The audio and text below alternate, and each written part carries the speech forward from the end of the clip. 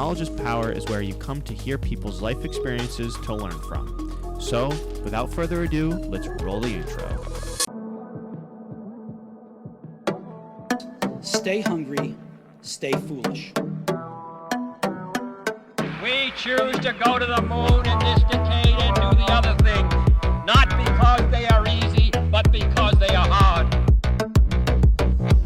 I have a dream. Will one day live in a nation where they will not be judged by the color of their skin, but by the content of their character. All right, well, Jake, it's nice to meet you. Thanks for coming on the show. Nice to meet you. Thanks for having me. Yeah, I'm trying to change the intro up a little bit. Normally I do, hello, welcome to the Knowledge is Power podcast, but it seems a little tacky. So do it a little bit more like Joe Rogan. Hopefully I get as many listeners as him one day, but highly doubt it. Maybe this will be the episode. You never right? know. You never know. No, I don't know if it'll be me, but one day. Absolutely.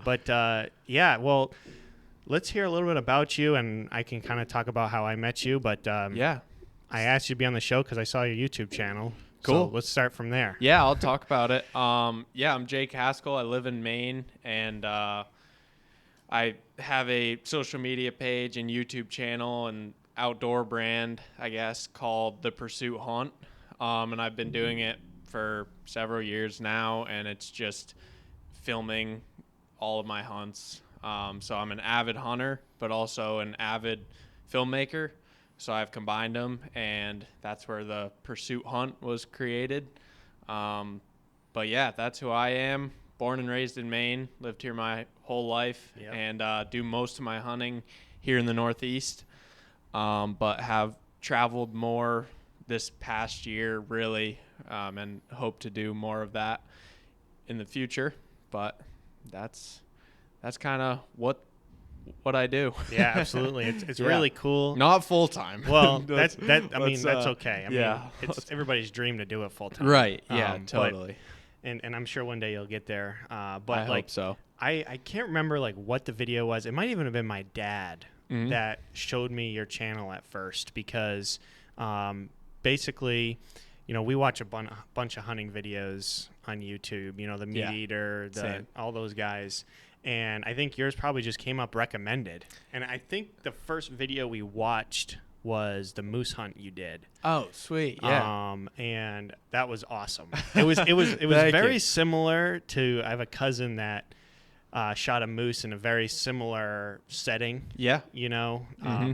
Heater hunting, which is legal. A lot of people think, oh, what, you're driving around and hunting? It's like, no, you don't shoot from the vehicle. You get out of the vehicle. Yeah, it's funny. And honestly, that's the way most people do it up here in Maine. Like when people are moose hunting, when you get drawn for a moose permit, a lot of people just heater hunt, they call it. It's when you hop in the truck or your vehicle and just drive dirt roads looking for moose. And in Maine, you can shoot off a dirt road or hunt off a dirt road. And we have a bunch of paper company land, which is privately owned, but they allow hunting access or hunting rights. Yep. Basically public use. Yeah. And that's where most people moose hunt. And it's funny though, because like you mentioned how we were heater hunting in my video. It wasn't like that the whole time. Right, exactly. Yeah. So my goal was to get away from the roads and do it the complete opposite way than most people do it. But it was funny how it worked out. And of course you watched the video, but we really tried to hunt like deep in the woods, and I did a ton of scouting before the hunt. Yeah. And we saw a lot of moose like in the woods, and we set up a camp kind of off the beaten path, and I was really trying to do it on foot and pack the moose out, which is also uncommon in Maine. A lot of people just drag it out whole. Yeah. And of course, the Tuesday evening of the hunt, which was the second day, we were headed back to camp to make a game plan for Wednesday. And we were in the truck driving back to camp because we had hunted somewhere further away from camp. We tried a different spot, and that bull just came out. Was out there, in a clear cut right off the dirt road. And you really have no choice. You can't let that opportunity slip. Like, moose hunting like I feel like year after year is getting more challenging, and they're giving out less tags. And so, and I know a ton of people who have shot them right off the roads, and there's nothing wrong with it. It's still ethical. I just wanted to try something different, but I had that opportunity, and it was a beautiful bull, and I couldn't pass it up. So yeah, I wouldn't have either. No, there's no way. It was a nice moose too. It wasn't Thank a you. small Yeah. one. But So. yeah, it's. I mean, that's how, because my dad's from northern Maine, and I think I told you that before. And it's just like that's how I grew up when we were going up to Maine, way up northern Maine. That's how we hunted. Yeah. Like we just drove around in the logging roads, and there's Yep. literally endless amounts of logging roads in western and northern Maine There that is. people just don't realize. It's one of the least densely populated areas in the country. You know? Yeah. And pretty amazing. It's kind of an oasis in New England. Yeah, and it's also a great way to get off grid or off the beaten path without having to hike or backpack in. Yeah. Which is really cool. Like Yeah. you can get away from people and fully immersed in the woods, but still be on a dirt road and still honestly be like a quick drive to town, but up there, you know, town isn't much, but it's really cool. Yeah. So let's hear about, where your love of hunting came from. Was Yeah, it something of that course. you grew up with?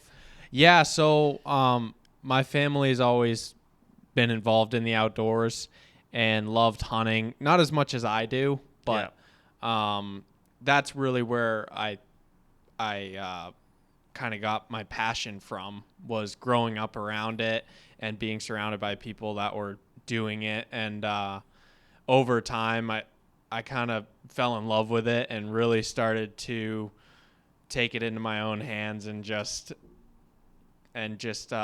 make this passion something bigger. Yeah. And everyone in my family did it just as a hobby or like something to do after work or on the weekends, and to get fresh meat from the woods. And it was just like a fun Maine thing. It's a very big tradition in Maine.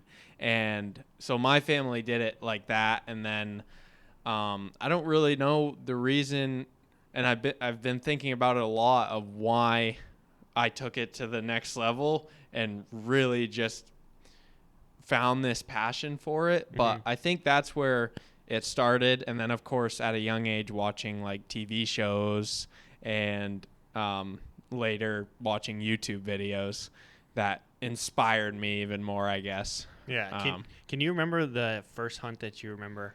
Yeah. So in Maine, up until a couple years ago, you couldn't physically carry a firearm till you were 10. Now that's changed. Now you can be any age.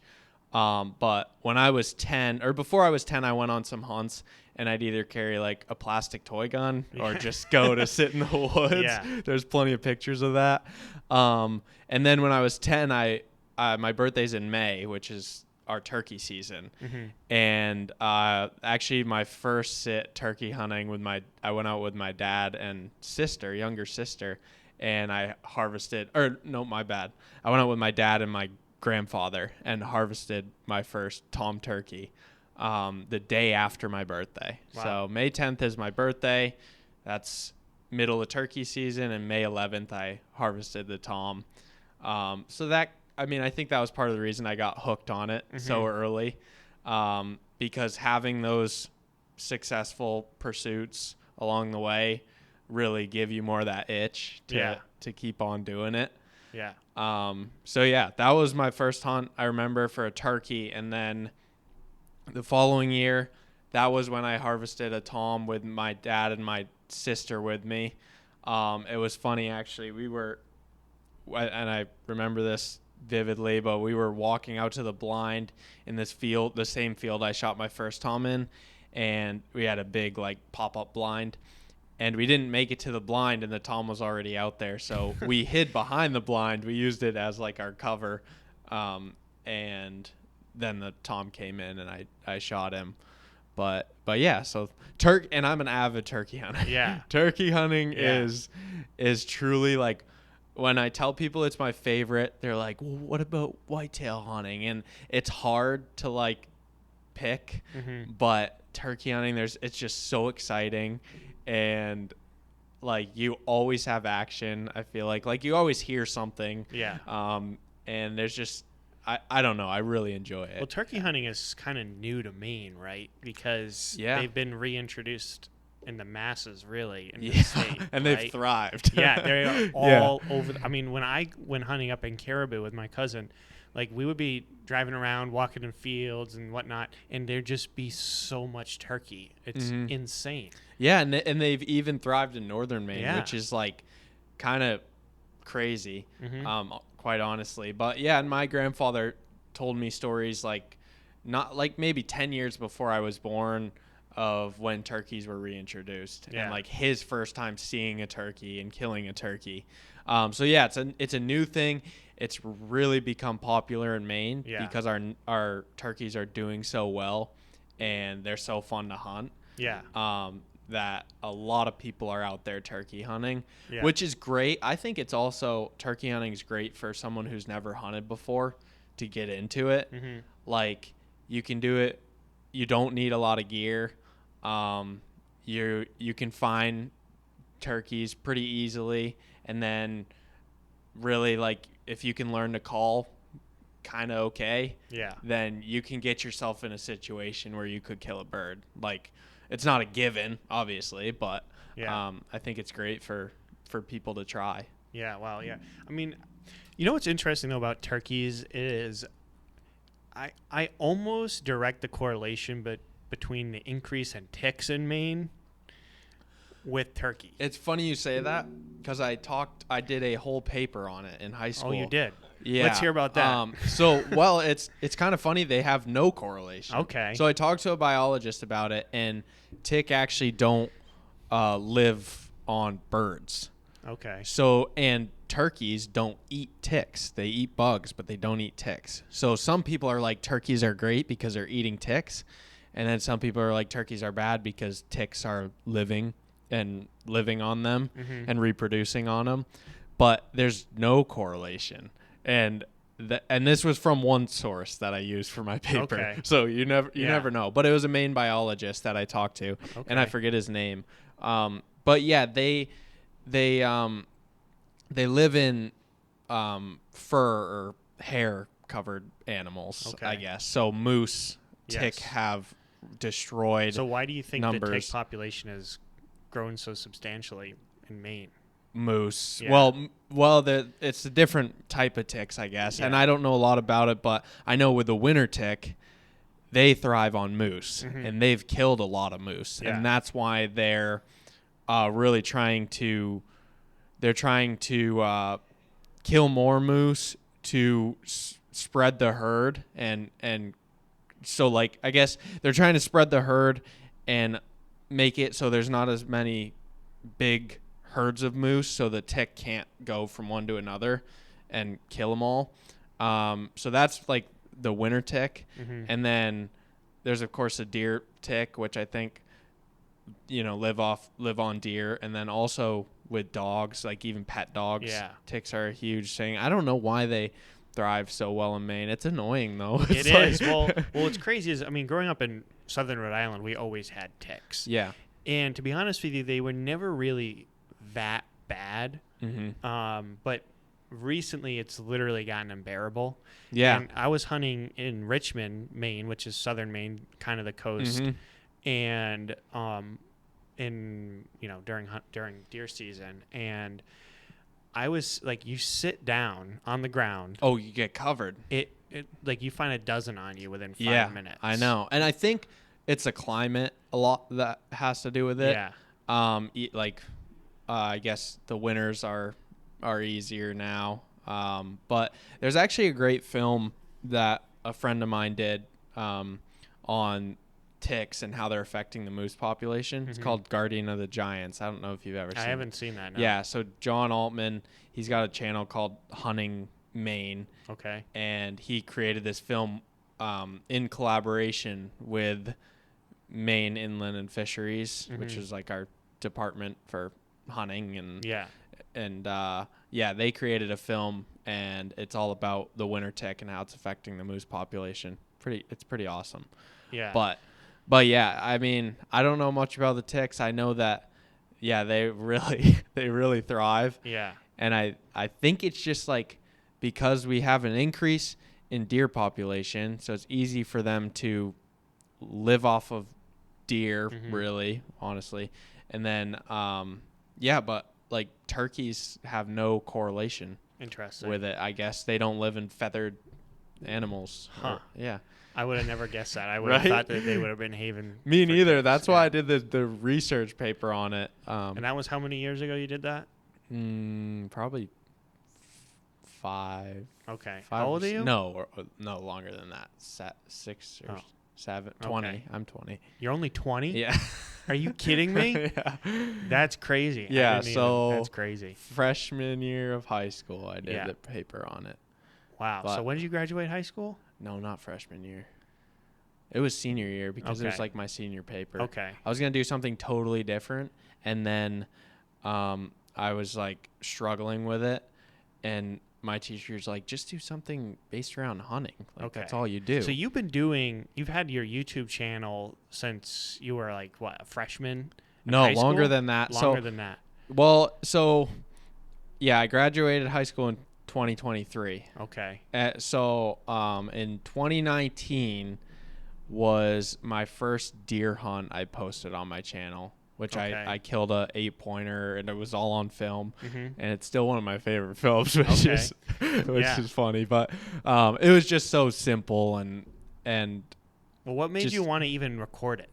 I think I've always loved filming. Yeah. I've always had a camera in my hands, like a small, cheap handy cam.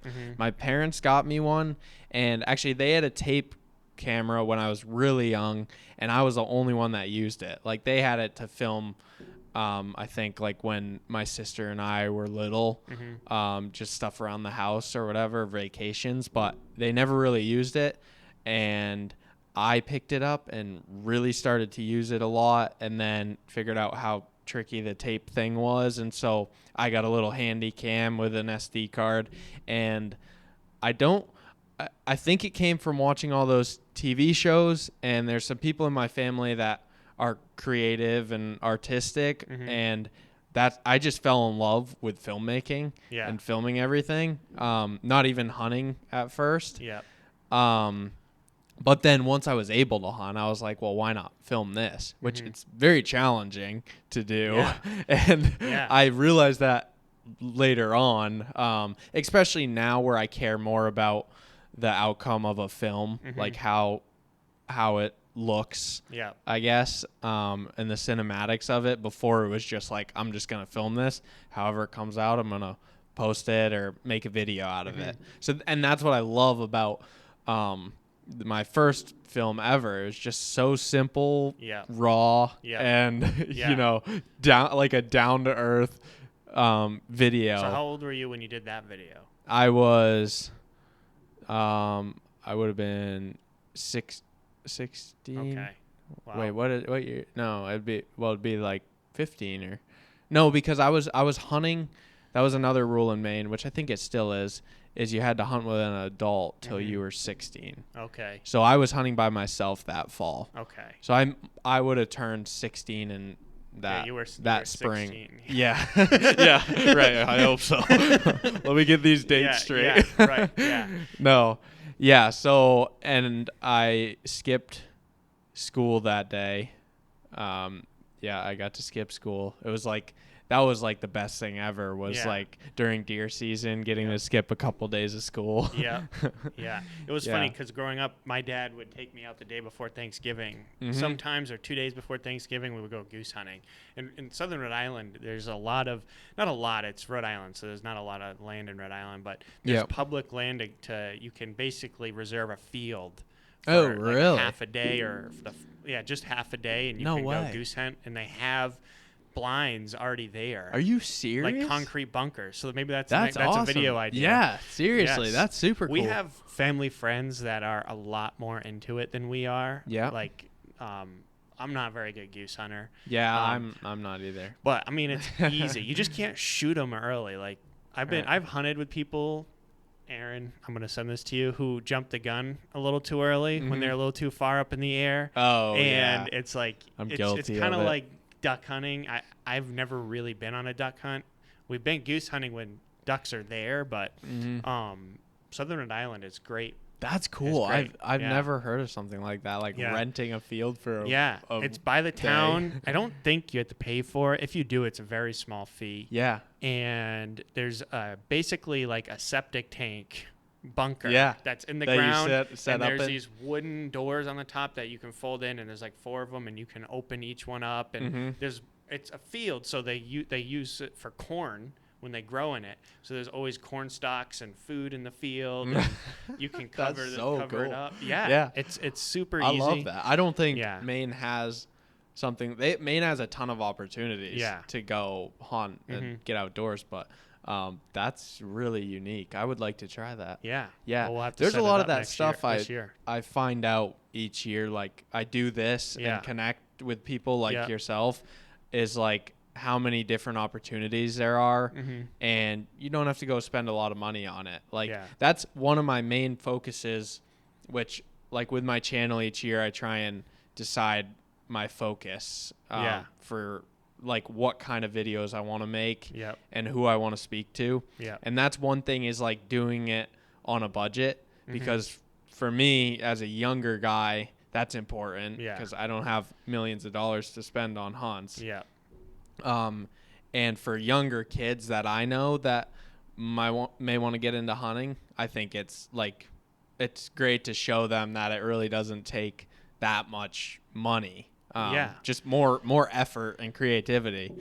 Than anything. I mean, well, your YouTube channel, I think when I looked at it, it's almost at 20,000 subscribers. And I was hoping to hit it by New Year's. But that's okay. And you're at like almost 30 million views. So and I'll talk about the reason for that. Yes. I don't know if you want to jump into that. It. But that's fine. Like we talked about it. So it looks really good on paper. My channel's at almost 30 million views, and I only have 20,000 subs. Well, I say only. I'm very grateful to even make it to almost 20,000 subscribers. That was never even my intention with it all. It was just to share hunts with friends and family. But anyways, the views, I had a crazy turkey hunting experience last spring where I shot a tom and I thought he was dead. I went up, I picked him up, I wrung his neck, and I set him down to go film like the interview after the shot. And he got up and ran off. And I shot again. I missed him. I didn't have any more shells. I had to sprint back to my truck, which was a few hundred yards away, go back out there, find him because he was still running. I finally found him and shot him again to kill him. And I was worried sick that I was going to lose him. But I found him, and it was crazy. And I thought he was dead, but usually when you ring right, exactly. Dead, and he really he didn't show any signs of life, and then he got right back up. He had a second wind. So anyways, I was filming an interview on my big camera, and when I watched that footage, you couldn't really see the tom take off, so it wasn't as crazy to anyone watching. But then I realized that the GoPro, my second angle camera that was filming me take the shot, was still rolling, and it got the clip. And so of course I posted that clip by itself, and that just blew up on YouTube. I think it's at like 22 million views now. Wow. And it's like, and it gets so much engagement because it's a short video, and that's what people love now. And actually this year I'm not posting any short form content on YouTube because I want to make up like my loyal audience. Well, you know what's funny? It's like I've been posting a lot of shorts on my YouTube channel. I have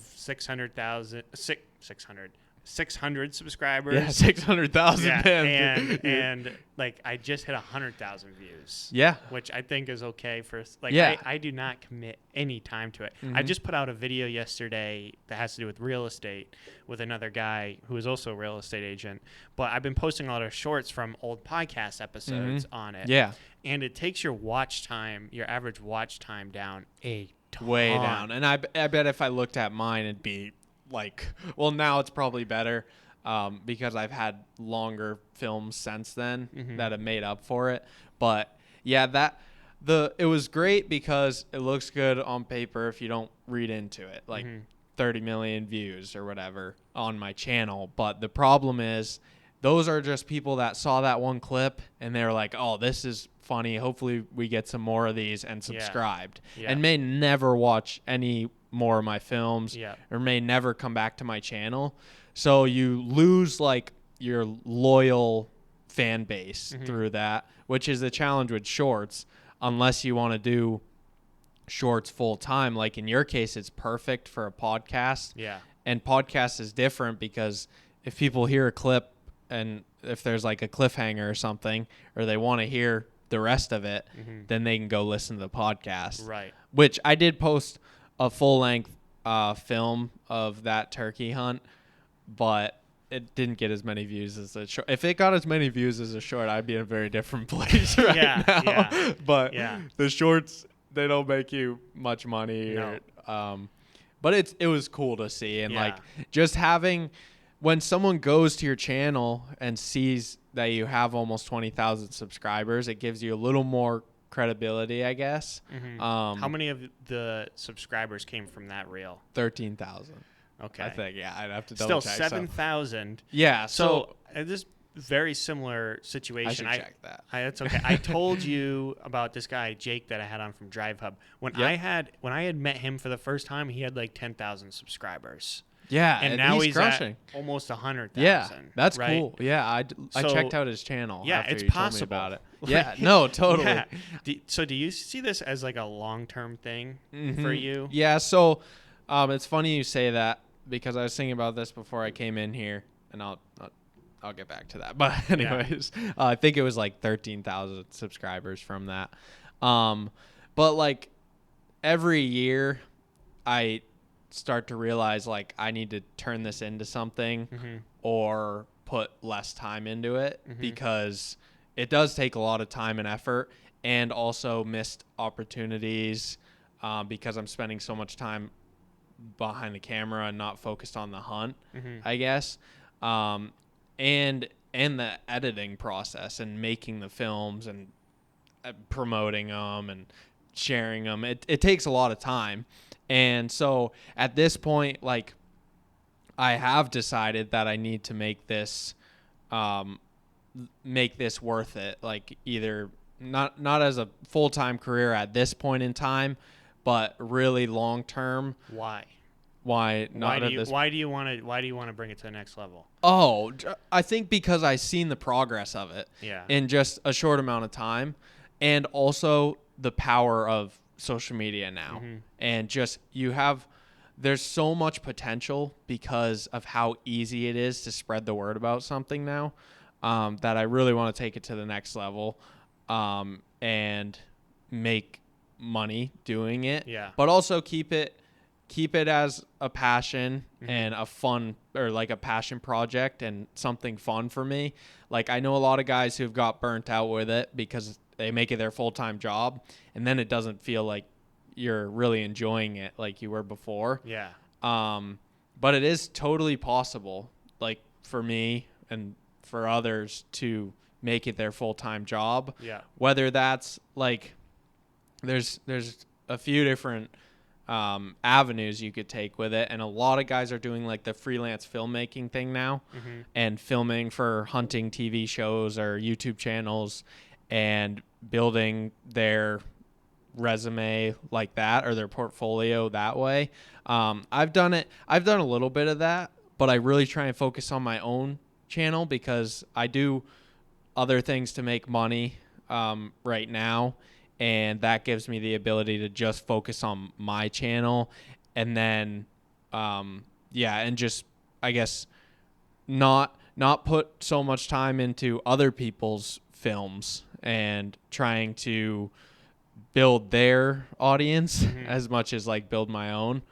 But yeah, I think I just see the potential of it now, and I've seen how far it's progressed and how far I've come in just a few years. And I know I'm still young, where I don't have a lot of bills or responsibilities like that. So I still have the ability to go and take risks and fail. And, so yeah, I hope that helps. Yeah, no, absolutely. Yeah.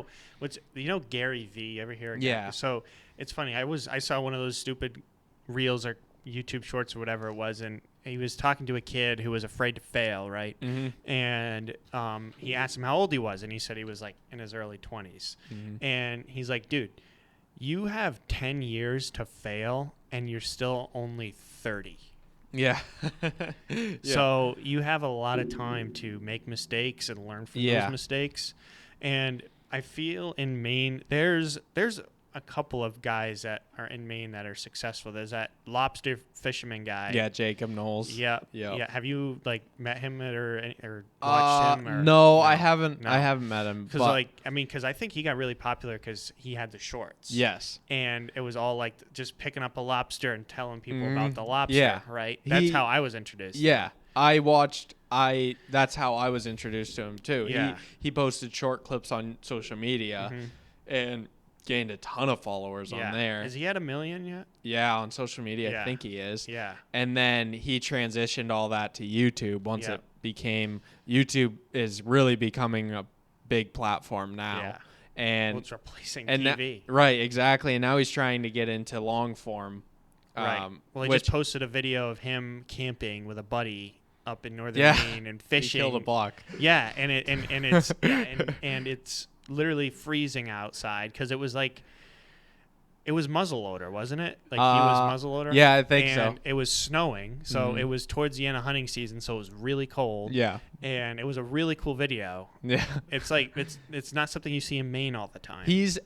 I think something that compares to that is Luke McFadden. I don't know if you've seen it. I haven't seen it. He's a crab fisherman. Okay. I think him and Jacob Knowles may have done stuff together in the past, but I think Jacob Knowles takes after him a lot, which is like his the way he does his videos is like perfect. It's very engaging and people love that kind of stuff, just like Jacob did with that. I think like challenges like that are it's the not really lifestyle, but like you got to have a plot.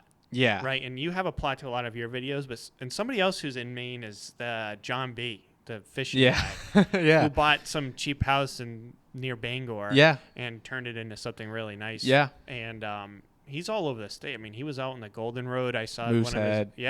And he doesn't really say where he is ever. No. Which is a good thing. Yeah, he's good. He doesn't want fans all over him. Yeah. No, it's a really good thing that he does that. Plus, because he's not giving away all the spots. Yeah, that too. Because people don't realize. Although he did give away Moosehead, but that place is overfished anyways. Yeah, everybody knows about Moosehead.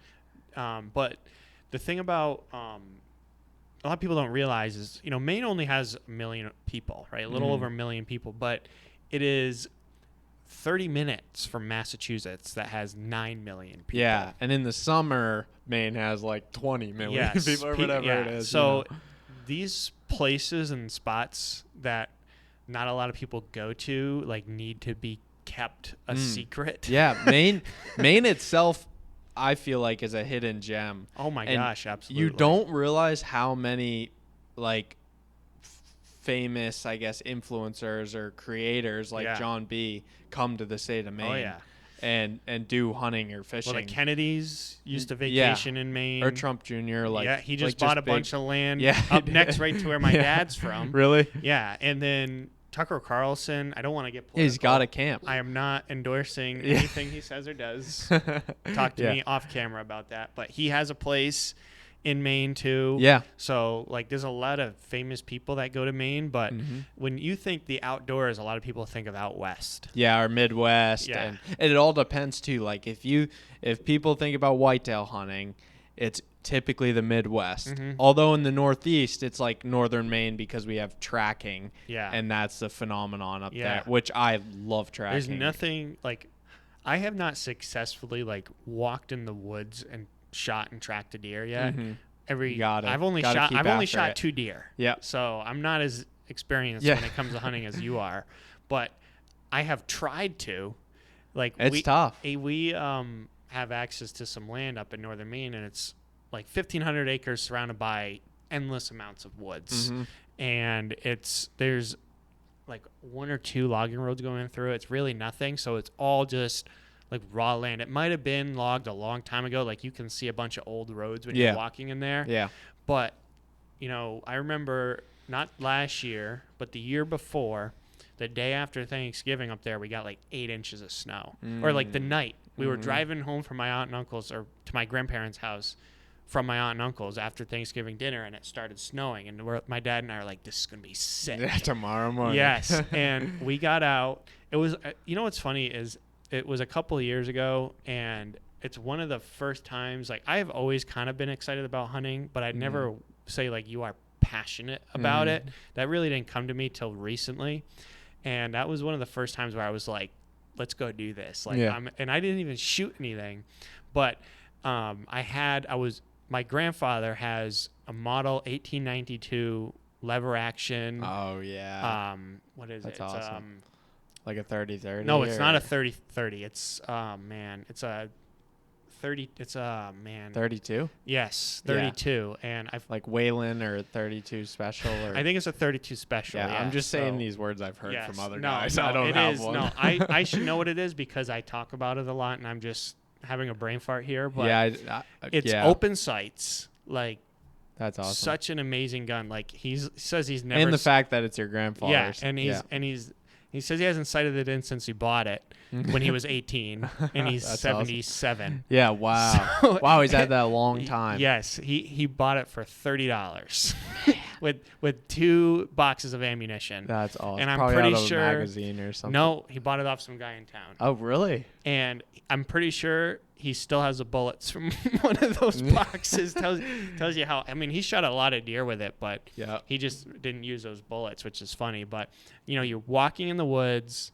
and all you hear is there's a stream. All you hear is that in the wind, and there's 8 inches of snow on the ground, so you can see everything that's walked in the woods, and just you in the wild. Yes. Yeah. And it's like only my dad out there too. So it's just us. Yeah. There are other people that use it, but that's such an amazing experience. Even though I didn't even shoot anything. No, yeah. And that's what I mean, I think tracking is like I have started to love tracking more than any other way of whitetail hunting.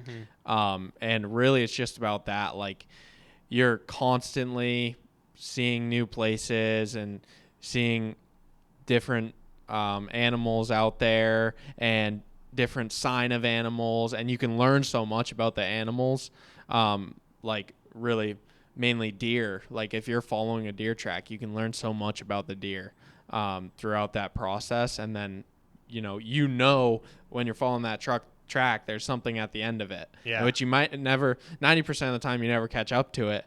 But it's just having that feeling that keeps you motivated. Yeah. It's hard when you're sitting in the woods and you have to get lucky. Yeah. Where a deer's going to walk out in front of you, or you have patterned a buck and you have a good feeling he's going to walk out there. Right. But it's never still a guarantee. You still never know. Yeah. If there's coyotes or there's doe in heat, that all changes, especially during the rut. Yeah. And so tracking, like, the hardest part about tracking is when you get cut off by someone else. Yeah. If you're hunting. Yeah, you gotta make sure you have a lot of orange on. Yeah, if you're hunting where there's a lot of roads. Yeah. Where the deer are crossing. Deer use roads because they always take the path of least resistance. So they'll use roads to commute, and especially if they're trying to find does. And so they're crossing roads constantly, and that's the challenge with northern Maine, where tracking has become pretty popular, that you can get cut off in those places. But yeah, I think also like just your you're walking all day, so you're getting exercise. You're not cold most of the time. Yeah, you're staying warm. Like you keep your blood rate up, or your heart rate up. Yep. You stay warm, and so yeah, there's a lot of great aspects to tracking, and a lot of guys, love stand hunting or sitting on the ground, which I was the same way for a while, and I got introduced to tracking a few years ago now by some guys from Vermont, and which in Vermont, there are a ton of trackers. In Vermont, right, that has a couple of viral videos. I can't remember his name, but of him tracking a deer through the woods with snow on the ground. And the one that almost ran him over? Yes. Zeb Cox. Yes. He shot it and then it ran at yeah, him. Yeah. Yes, that was crazy. Yeah. And he took it. He did. That was his first time tracking a buck down. Really? And I'm pretty sure I talked to him about it. Hunters have luck. Some people are just born with the luck, and I was not born also, with that. Also, I find beginner's luck with hunting is so real. The first year I went tracking, I killed a buck on snow, and it was just I had no idea what I was doing. Yeah. But I found a track. I had a good feeling it was a buck track, and I caught up to him. There was this little basket 8-pointer, and get this, I walk up to him he goes down into this big gut and then back up, and I'm walking up the ridge on the other side, and I look up, and he's right up there feeding on whippets or something, and I look up, and I was like, oh, that's a buck. And so I put my gun up, my scope's all fogged up. He's looking right at me at this point. And I had time to bring my gun down and wipe off my scope, put it back up, and shoot him. And it was that doesn't happen. No. Most times I'm tracking, that deer's running, or I get busted and I never catch up to him, which is usually how it goes. But it's that beginner's luck thing. You said, it's before you know what you're doing, I think people who just get into it, they don't overthink it. I spend a lot of time overthinking what I'm doing now with tracking. Am I doing this right? Should I be going this way? All those thoughts in your mind. And I think when you are new to it and you just listen to whoever taught you how to do it, and they said just follow that track till you catch up to the buck, that's where you are most successful. Which is funny. I try and think about that too now. I've had some tough seasons tracking lately, and I think it's really because I think about it too much. I don't just go and pursue the deer. So I've been trying to take a step back and really just stop thinking about it and just do it. And hopefully. The first time I went hunting in caribou, which was the first time I had committed to hunting in a little while, was with my cousin Caleb, I was talking about. And we were up there, and the first day all does, second day 7:00 we see a buck. No way. Yeah. It's and he said that to me. He says, Max, this is never gonna happen to you again. It's you got so lucky. Yeah. It's really crazy. It humbles you. Yeah. That's for sure. Yeah. And the big woods, just not even hunting a whitetail, but just the big woods will humble you. Yeah. Especially if you go to New Hampshire, north of where you're at, Yeah. and it's big mountains. Yeah. Hunting, can't traverse that. Hunting those mountains is really challenging. It wears you out, and those deer don't stop. They are so tough, and they will walk up and over 2-3 mountains a day, especially during the rut. Yeah. It's the only way you're going to catch up to him is if he stops walking, beds down, starts feeding. Yeah. So they're walking about the same speed you are if they're full, full stagger, full stride. Well, I walked some land in Alton, New Hampshire, and that is the bottom end of Lake Winnipesaukee. So there's a place called Alton Bay, and Winnipesaukee 30 miles long, and Alton Bay, and the town kind of goes on either side of the bay. And we were on the eastern side of that, and it's this place called, I don't want to name it, actually, never mind. So, but we were walking it with this friend of mine, colleague, that his family owns the land. It's like it's like a lot of broken up land, but it's like over 200 acres. It's like 60 acres here, 75 acres here, and they're all like kind of loosely connected. Mm-hmm. But we're walking up the side of a small mountain to get to his hunting spot. I'm like, dude, if you had to carry a buck out of here, it would drag. Suck. Oh yeah. Well, it's like this past fall during hunting season, I helped some people drag some deer out, and we shot one across a river. Did you have to walk across the river? Yeah, and luckily, or he shot one across the river, and luckily, we were in a major drought this year, so like there was only a small portion of the river. It was more like a stream, but you can tell like if they had been a lot of rain. Oh yeah, you're swimming, or you gotta find a canoe somewhere. Yeah, and we got extremely lucky, but dragging that thing up that small hill, the riverbank. I mean, it was probably 75 feet of uphill. Like that was exhausting. Yeah, I couldn't imagine having to drag a deer out. Oh, and some guys have to drag them 10 miles in the Northwoods. Like, if a buck goes straight up the mountain and just keeps going, and you're tracking him till late in the afternoon, and you finally catch up to him and shoot him, like you've got a long drag ahead of you. Hopefully it's downhill the whole way. Yeah. But well, let's get back to your YouTube channel a little bit. So you talked about things you wanted to do differently this year. What are you planning on doing to? So I don't know if it's differently, but it's more like what I want to focus the theme of my videos on. Okay. And not everything, because I do like to spend money on hunting and just do crazy adventures that make me broke. But like focusing on budget friendly hunts or fishing trips that everyone can do. Yeah. And you have your guiding license? Yeah. Yeah. So, and I enjoy guiding too. So taking people on more guided hunts. Have you done a ton? No, I just got my guide's license in August. Oh, okay. So Congratulations. Yeah, thank you. So I haven't done any hunts because I got it. I was only planning to guide turkey hunts. Okay. Because as we talked about, I'm a pretty avid turkey hunter. Yeah. And so I got my guide's license for that, and I love taking youth or younger kids out turkey hunting. So that's another thing I want to do more of this year. But yeah, I think just like focusing on adventures that you can do low cost, and just mainly basing it in the Northeast, showing what the Northeast has to offer. And I think just really working on my storytelling more. Yeah. So I just released a film. I went down to Virginia bear hunting. That was an awesome video. Thank you. I watched that. And I got a lot of great feedback on it. Yeah. And everyone was like, keep this up, like more videos like this.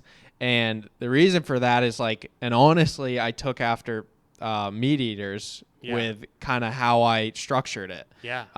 Where Steve Ranella will do the VO and explain what he's doing. Not a lot of vlogging, but more like explanation after the hunt, which is way more efficient too, because during the hunt you don't have all the information you need to do that kind of storytelling.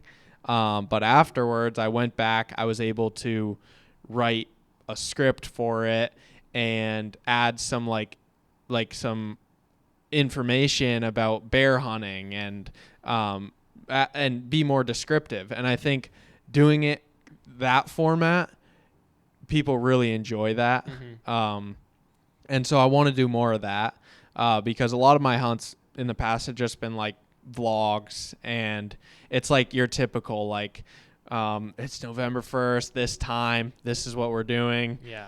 Shoot the animal, do a recap, and then close out. Yeah. But if you make it more about that whole experience and all those little things that happened along the way, I think that's important. And Meat Eaters, of course, does a fantastic job at that. Yeah. So I want to focus, I think this year, I want to focus more on storytelling, just my production quality, because I know how to use cameras and I know how to make something look good and cinematic.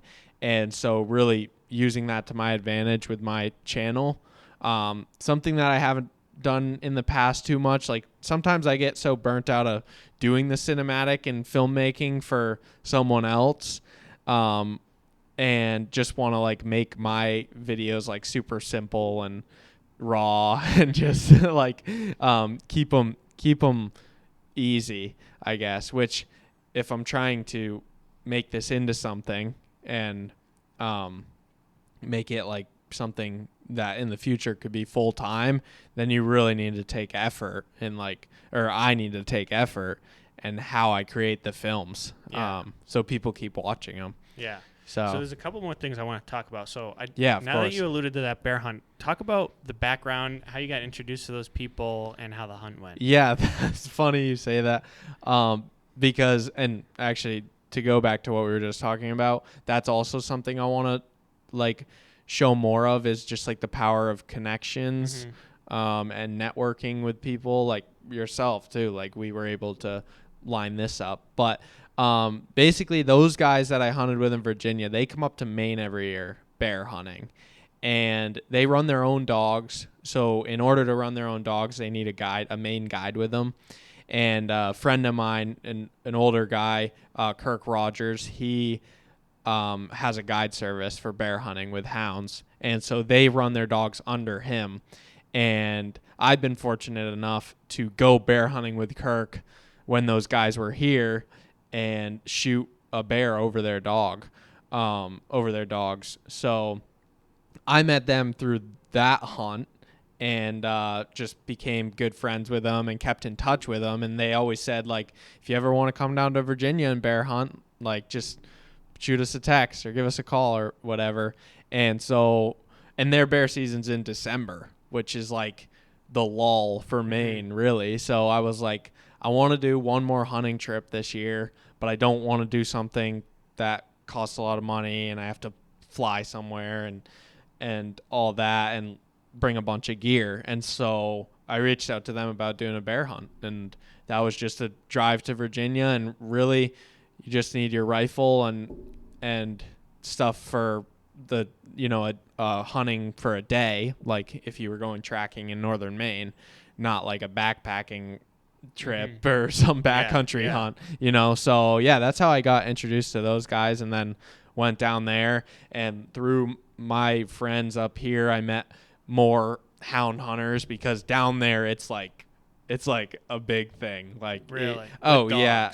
And they're in like the hill country in Virginia, and everyone's got hounds. And so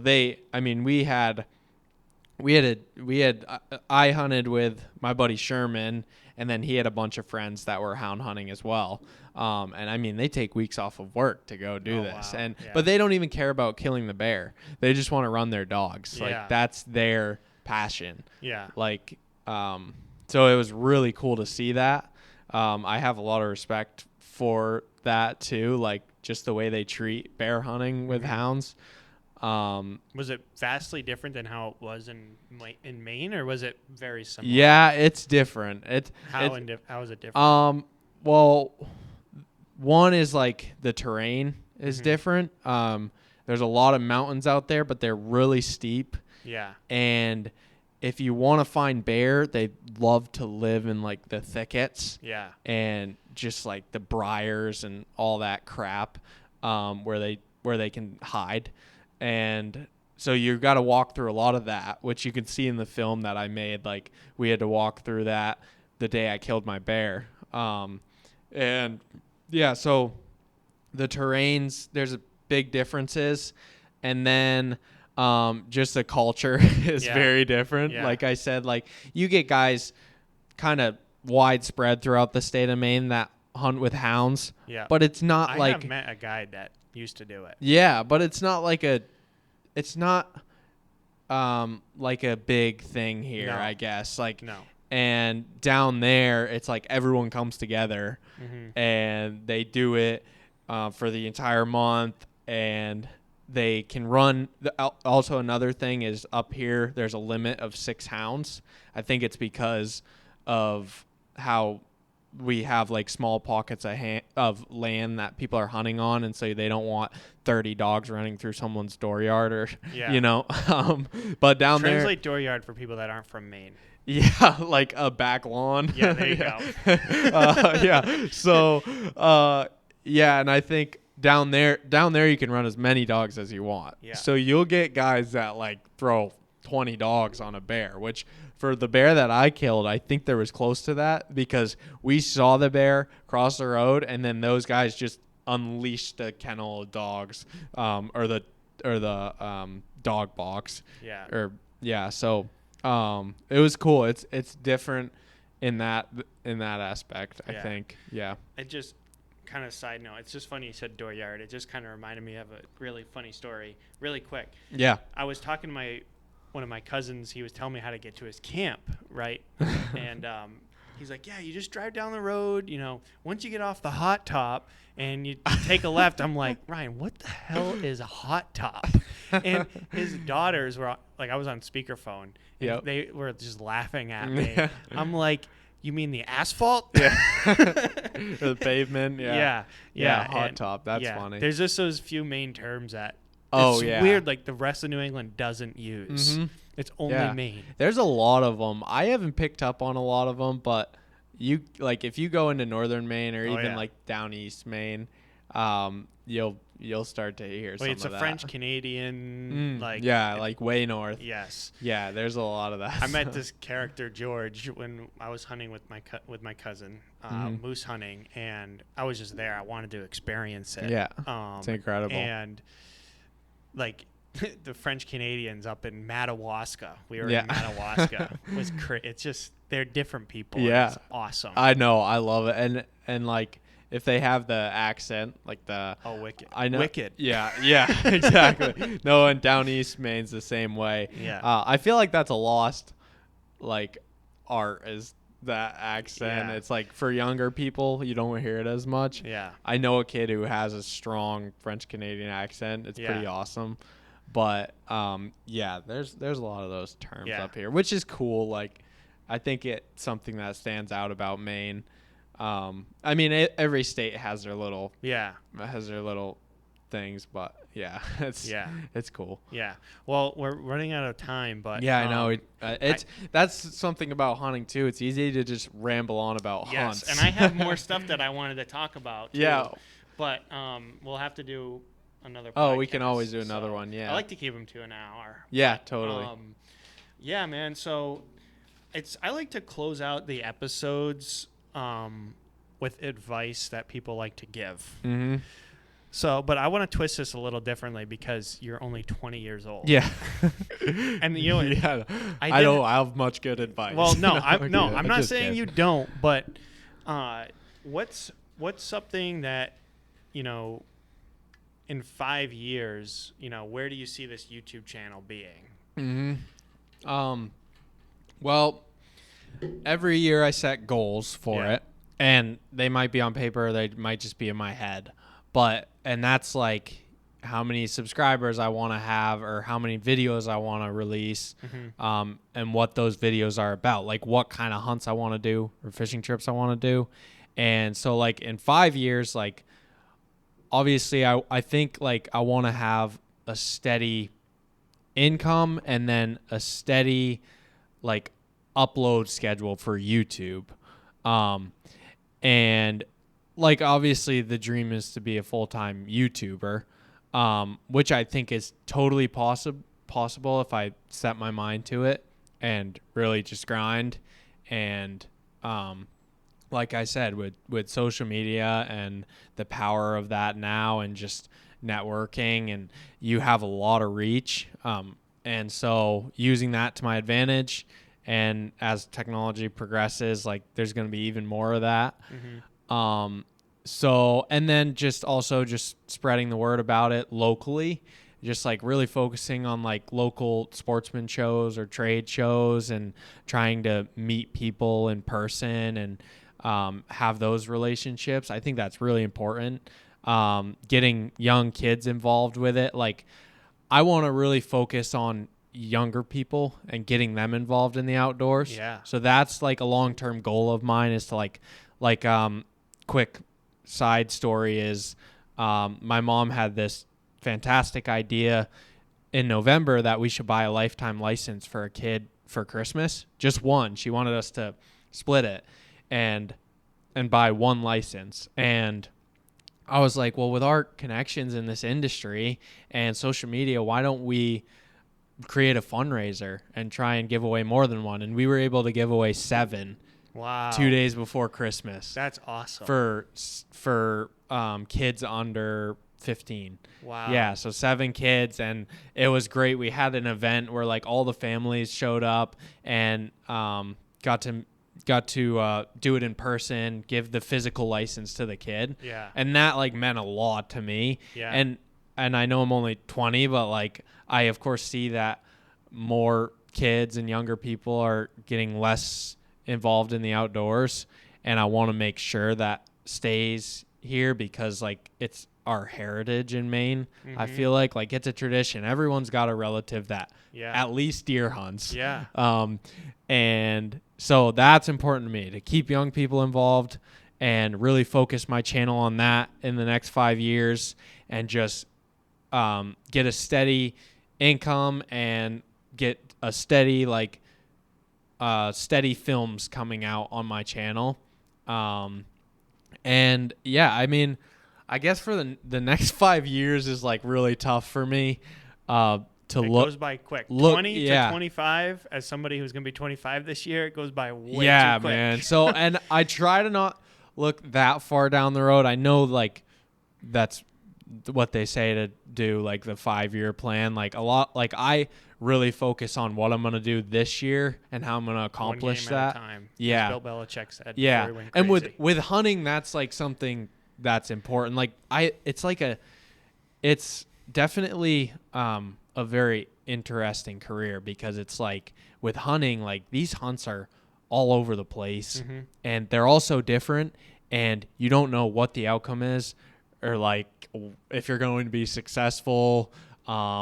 You know, like you're dealing with weather conditions, you're dealing with the terrain, and you just never know. So I think that's it's tough to really think about what it's going to look like in 5 years. But yeah, for my YouTube channel, I really just want to keep going with it and stay focused. And obviously, I got to make money along the way to supplement for that. Yeah. But yeah, one day at a time, and just keep doing what I love. I'm hunting and fishing anyways, even if I didn't have a camera. So just keeping the cameras rolling and capturing all those moments. That's what I want to keep on doing. Yeah. Well, don't ask me for money advice. No. But Well, no. Like that's you kind of. I don't want to say you surprised me, but if you're not wildly successful within the next 5 years, I will be surprised, because to have a reason like that, and I can tell because you're not at a point where, you're making money really on YouTube, and to have a reason like that already is huge. Yeah. Because you're absolutely right. Kids need to be more outdoors. Like none of my friends hunt. Yeah. I have a few friends that hunt, like